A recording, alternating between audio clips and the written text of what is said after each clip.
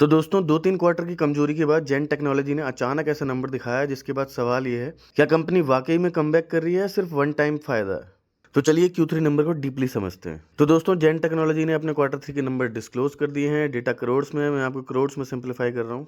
चलिए सबसे पहले बात करते हैं रेवेन्यू फ्रॉम ऑपरेशंस की। पिछले क्वार्टर में 173 करोड़, पिछले साल 152 करोड़ और इस क्वार्टर में 177 crore. Year on year basis पे देखें तो लगभग रेवेन्यू में 16% की ग्रोथ देखने को मिल रही है। क्वार्टरली बेसिस पे देखें तो 2 से 2.5% की ग्रोथ देखने को मिल रही है। क्योंकि ये डिफेंस सेक्टर है, यहाँ असली focus year on year comparison पे होना चाहिए और वहाँ कंपनी साफ तौर पर बेहतर परफॉर्मेंस दिखा रही है। मार्केट का अनुमान था करीब 182 करोड़, तो नंबर्स थोड़े से कम है लेकिन पूरी तरह इन लाइन कहे जा सकते हैं। तो चलिए अब बात करते हैं एक्सपेंसेस की। पिछले क्वार्टर में एक्सपेंसेस थे 116 करोड़, पिछले साल 114 करोड़ और इस क्वार्टर में 120 करोड़। खर्चे बड़े जरूर हैं लेकिन असली गेम खेला गया इन्वेंट्री में। इस क्वार्टर में इन्वेंट्री गेन है 14 करोड़, पिछले साल इन्वेंट्री लॉस था 6 करोड़, यानी लगभग 20 करोड़ का पॉजिटिव स्विंग। इसी वजह से वाई ऑन वाई बेसिस पे कॉस्ट ऑफ मटेरियल कम हुआ है। ओवरऑल खर्चे देखे तो कंट्रोल में नजर आ रहे हैं। तो चलिए अब बात कर लेते हैं प्रॉफिट की। पिछले क्वार्टर में प्रॉफिट था 62 करोड़, पिछले साल 42 करोड़ और इस क्वार्टर में 55 करोड़।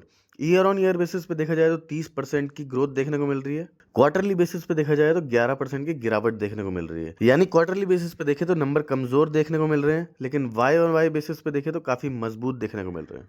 मार्केट का अनुमान था 58 करोड़ का, तो यहाँ भी नंबर्स इनलाइन ही माने जाएंगे। तो चलिए अब आते हैं मार्जिन पे।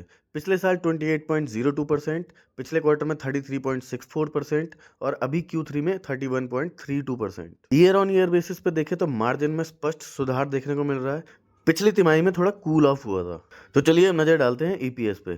पिछले साल ईपीएस था 4.42, पिछले क्वार्टर में 6.61 और अभी Q3 में 6.9। ईपीएस भी स्ट्रॉन्ग ट्रेंड दिख रहा है। तो दोस्तों अगर ओवरऑल देखा जाए तो revenue year on year basis पे बढ़ा है, profit Y on Y basis पे मजबूत है, इन्वेंट्री से बड़ा सपोर्ट मिला है, क्यू ऑन क्यू में थोड़ी सी कमजोरी देखने को मिल रही है, मार्केट एस्टिमेट से हल्का नीचे। लेकिन ध्यान रखने वाली बात यह है 2-3 कमजोर क्वार्टर के बाद पहला सॉलिड परफॉर्मेंस है। शेयर पहले ही बजट या किसी इनसाइड मूवमेंट की वजह से भाग चुका है। अब आगे की चाल पूरी तरह एग्जीक्यूशन और नेक्स्ट क्वार्टर पर निर्भर करेगी। तो दोस्तों अगर आपको ऐसे डिटेल्ड एनालिसिस पसंद है तो वीडियो को लाइक जरूर करें और चैनल को सब्सक्राइब करना बिल्कुल ना भूलें। धन्यवाद।